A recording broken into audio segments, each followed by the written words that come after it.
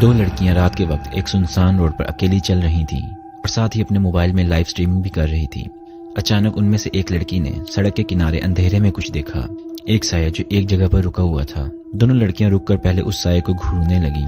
पहले तो वो सिर्फ खामोशी से उन्हें देखता रहा, फिर अचानक अंधेरे में से छुपी हुई वो चीज उनकी तरफ दौड़ती हुई आई तो डर के मारे वो दोनों चीखती हुई वहां से भाग गईं। आप लोग ये वीडियो देखें, ये सब कुछ इस लाइव वीडियो में रिकॉर्ड हुआ है। On n'est pas bien là. On n'est pas bien là.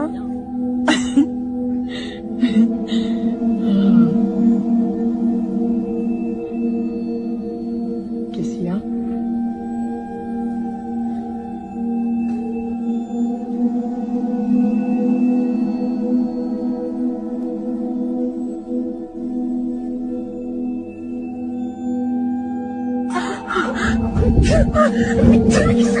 Qu'est-ce que c'est?